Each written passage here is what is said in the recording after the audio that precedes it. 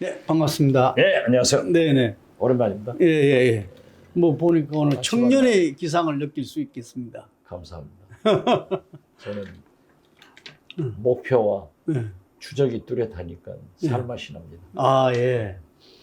그 아까 처음 뵀을 때 대한민국 제일 부지런한 정치인이라는데 요즘 어떻게 목요일 날 예. 저녁에 내려가서 금토일은 해남안도 진도를 두더지처럼 돌아다니고 월화수목 이 4일간은 방송, 강연 이렇게 인터뷰에 전념하고 있습니다. 네. 그러니까 나보다 부지런한 국회의원이 없다, 정치인이 없다. 저는 그렇게 믿어요. 실제로 보면은 제가 제일 열심히 하는 것 같아요. 네. 저는 제 페이스북, SNS에다 제 일거수일투족으로 다 올려놔요. 나보다 더 치열하게 예.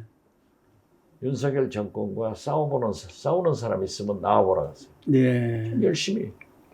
예. 국정원장 지금 물러간 게 1년 반 됐는데 하루도 빠지 않고. 예. 저희가 이번에 인집을 하게 된 게 경륜을 가진 어떤 이 정치인들이 지혜가 어느 때보다도 지금 필요한 시점인 것 같습니다. 금방 말한 윤석열 대통령, 윤석열 정부, 집권 여당도 다 해보셨잖아요. 그래서 이 시점에서 대한민국이 가야 될 길을 갖다 제시해 주는 것도 이 해남 진도에서 열심히 뛰는 것보다도 더 중요할 수도 있다 생각해서 제가 오늘 도저히 윤석열 대통령이 지금 하시는 걸 보고 이건 아니다. 그리고 우리 민주당이 저렇게 하는 걸 보고 민주당도 아니다. 내가 나가서 정치권의 매기 역할을 하고 첫째는 윤석열 정권이 제대로 갈 수 있도록 충고를 하고 우리 민주당도 더 야당다운 야당이 되게 솔선수범하겠다. 그래서 저는 우리나라 대한민국 최대의 개혁과 혁신은 윤석열 대통령의 변화에 있고 예. 민주당의 최대의 개혁과 혁신은 단결에 있다. 저는 그렇게 보고 있는데 예. 윤석열 대통령이 변화하지 않으면은 우리 대한민국의 미래는 어둡고 당장에 대한민국이 망한다. 저는 그렇게 보고 있습니다. 민주당이 잘해야 되는데 예. 민주당도 썩 잘하지 못하고 있기 때문에 제가 나서야겠다 이런 생각합니다. 대통령께서 대통령이 잘못하면 나라가 어떻게 된다는 건지 김영삼 대통령이 하나의 척결 등 강한 개혁을 했습니다. 예. 그렇기 때문에 집권 1년 동안 엄청난 국민적 지지를 받고 국민은 환호를 했지만 네. IMF 외환위기를 가져옴으로써 6.25 이후 최대의 국난을 맞게 했습니다. 네. 김영삼 대통령이 우리나라의 민주화와 네. 투명화를 가져온 성공한 대통령이라고 생각을 합니다. 그렇지만 국민은 실패한 대통령으로 IMF 외환위기를 가져온 대통령으로 받아들였어요. 그래서 저는 윤석열 정권은 민주주의, 서민경제, 남북관계, 외교를 파탄낸 정권이다.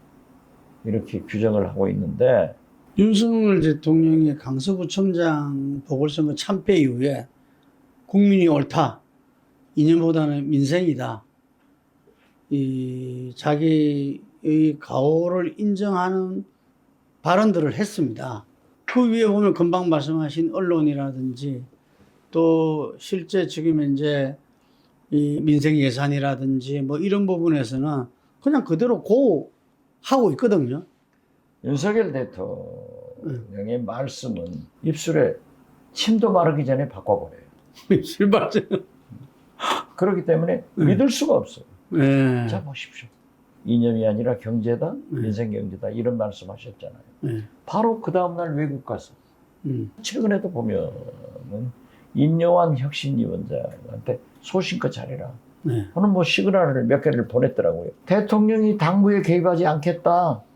수차 선언을 하고도 이준석 때 체리 따방 보내고 나경원, 안철수 다 못 나오게 하고 지금도 그렇게 당무에 개입하고 있는 것은 국민이 콩으로 매주를 쓴다고 해도 윤석열 대통령의 말씀은 못 믿어요. 그렇기 때문에 공자님도 무신분립이라고 했지 않습니까? 네. 그럼 국민의 신뢰를 저버리고 있다. 저는 그렇게 봐요. 그럼 대통령을 못 믿으면은 그 나라가 어떻게 되겠습니까? 글쎄요. 대통제에서. 그러니까 MIT 경제학자 에스모글로 교수가 서울에 나왔을 때 물어봤어요. 어떻게 해야 우리나라 경제를 살리느냐. 경제학자 MIT 교수 입에서 한국은 정치적 갈등을 해결해야 경제가 산다. 정치가 중요한 거예요. 국민은 모든 것이 옳다 말해놓고 자기가 옳은 거 아니에요. 민생 경제가 먼저다 하고 다시 이념이 먼저 아니에요. 그래서 저는 윤석열 대통령의 변화가 우리 대한민국의 가장 큰 개혁이다 이렇게 말씀드립니다. 근데 지난번에 그 한번 미국 방문 전에 국가안보실 실장부터 시작해가 전체가 몇 명이 핵심이 교체돼 버렸어요. 그게 언론에 보면은 김건희 여사 이름이 그때 나오더라고요. 김건희 여사도 결국 국민을 속였잖아요. 나는 영부인 역할을 하지 않고 조용히 뒤에서 돕겠다. 어떻게 영부인이 영부인 역할을 안 한다고 그래요? 해야 돼요. 네. 그걸 하려면은 공식적으로 해야 된다 이거죠. 제2부속실은 끝내 안 만들잖아요. 네. 이것은 제1부속실에서 대통령과 똑같은 의전 대우를 받겠다는 거예요. 그러니까 인사도 다 김건희 여사의 말이 나오잖아요. 최근에 문제가 있었던 의전비서관, 네. 지금 현재 말씀되고 있는 대통령 연설비서관, 네. 이런 분들이 다 김건희 여사의 그 하바나 콘텐츠? 네. 지금 하바나 콘텐츠인지 네. 거기 다 있던 사람들 아니에요. 네. 그러니까 세간에서는 대한민국 대통령 김건희, 윤석열 영구나 영분아. 이런 소리가 나오고 권력 서열 1위는 김건희, 2위가 윤석열이다. 이런 얘기 나오잖아요. 그러나 최근에 해외 순방을 엄청나게 많이 나가잖아요. 하나 다행스러운 것은 김건희 여사가 사고를 안 치더라고요. 또 요즘 좀 건전한 방향으로 개고기 먹지 말자 네. 하는 것은 저는 잘한다는 점도 있다고 봐요. 예. 그래서 내년 총선에서 윤석열 대통령은 국힘의 가반 승리가 중요한 것이 아니라 본인이 탄핵 수사검사일 때, 팀장일 때 보니까 새누리당의 반 이상 의원들이 탄핵에 찬성해버렸잖아요. 그렇죠. 그래서 박근혜 대통령이 탄핵이 될 수밖에 없었잖아요. 그걸 직접 본 사람으로서 저렇게 배신하지 않는 이 집권 여당 의원을 확보하는 게 중요하구나. 그래서 지금 친윤 세력을 이번 국회, 내년 국회에 왕창 확보해야 되겠다. 최소 50명 이상 확보해야 되겠다. 이런 이야기 들어보셨습니까? 그것이 틀린 거예요. 예. 대통령이 정치 선정을 해야지 예. 그렇게 물리적으로 무슨 장치를 한다고 해서 믿느냐 안 돼요. 전두환 대통령도 자기 육사 동부이고 가장 친한 친구인 노태우 대통령을 시켜서 지금 헌법에도 남아 있잖아요. 예. 국가상임위 의장 예. 상황 노릇을 하려고 했지만은 노태우 대통령이 대통령 돼가지고 백담사 갔잖아요. 정치에서 누구를 믿어요? 저는 윤석열 대통령이 이미 레임덕이 와 있다. 시작됐다 그렇게 봐요. 윤석열 정권의 저수지에 지구멍이 뚫린 거예요. 네. 그 구멍은 커지게 마련이에요. 측근이 보따리 싸면은 그건 레임덕이에요. 자 보십시오. 최근에 보면은 주호영 네. 대표가 뭐 수도권 험지 어쩌고 하니까 내가 대구에서 정치를 시작했으니까 대구에서 마치겠다. 노 해버리잖아요. 네. 권성동 나는 윤핵관에서 빼주라. 장제원 보란 듯이 92대 4,200명 모여놓고 사자구를 통하잖아요. 내가 알량한 정치하려고 서울로 안 간다. 이것을 대통령만 모르고 한동훈 법무장관을 내세워서 아무리 한동훈 법무장관이 윤석열 대통령의 황태자로 누릴 거 다 누렸지만 네. 일란성 쌍둥이지. 음.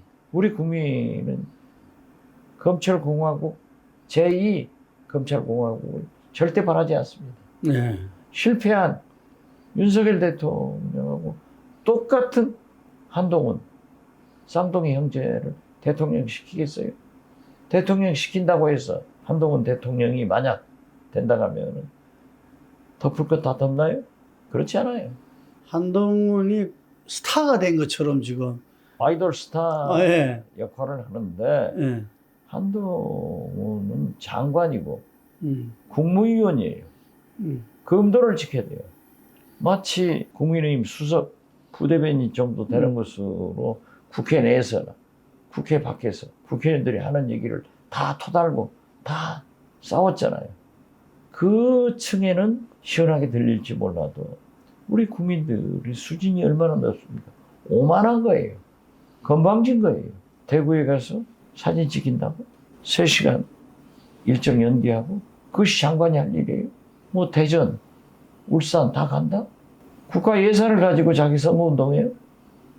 이건 공무원이 사전 선거운동하는 거고 공무원의 정치적 중립, 정치활동으로 일탈되는 일을 하는 거예요. 근데 민주당에서 이렇게 그 국회에서 설전 벌이는 걸 많이 봤을 거잖아요. 한동훈 장관하고. 근데 그 민주당 의원들이 거의 다 보면 판정패, 어떤 경우는 쾌우패, 이런 평가들이 있거든요. 좀 답답하게 보셨겠습니다. 저도 보죠. 숫자가 지금 예.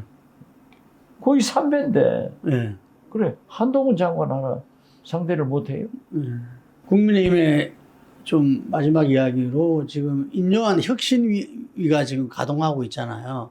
근데 금방 말씀하신 그 인요한 위원장이 통합, 희생 뭐 이런 등등을 이야기했는데 실질적으로 변화를 보는 부분은 다들 거부하고 있는 이것이 바로 대통령의 레임덕이다. 첩건들이 말을 안 들으니까 이렇게 아까 진단하셨는데 그럼 혁신위의 운명도 지금 뭐 그 결정된 거나 마찬가지겠네요. 여야 가릴 것 없이 각 정당의 혁신안은 네. 창고에 들어가면 한 추럭 반이 있어요. 안초록반. 똑같은 거예요. 그런데 혁신위는 출범을 할 때는 호랑이를 그린다고 출범해요. 네. 그래 놓고 보면은 고양이 대가리야. 네. 실체는 쥐꼬리야. 의결권은 김기현 지도부에 있습니다. 네. 집행권은 김기현 지도부에 있습니다. 그렇기 때문에 나중에 호랑이에서 고양이로 실체는 쥐꼬리로 아무것도 이루어지는 게 없잖아요. 자기가 안 하는 거잖아요. 자기가 그래서 네. 자기가 책임지고 사퇴하고 그러면 김기현 위원장은 지금까지 공로로 봐서 장관이 되든 뭐 총리가 되든 뭐가 되겠죠. 그러면은 그때 내년 초에 한동훈 장관이 나는 비대위원장이나 지도부로 입성을 해서 총선을 이끌 것이다. 그렇게 봐요. 아, 원희룡 장관보다는 오히려 한동훈 장관이 저 새로운 이미지니까. 인물로 봐서는 원희룡이지만은 네. 대통령이 믿겠어요? 자기 쌍둥이 동생 믿지? 쌍둥이. 그렇기 때문에 김기현 위원장은 인요한 위원장 물러간 다음에 네. 아무런 결과를 도출하지 못하고 쥐꼬리 같은 것으로 남기 때문에 그 책임을 대통령이 못 지니까 대표가 지고 나가면은 한동훈 자동적으로 들어올 수 있잖아요. 그런 일정으로 갈 것이다. 저는 그렇게 봐요. 예.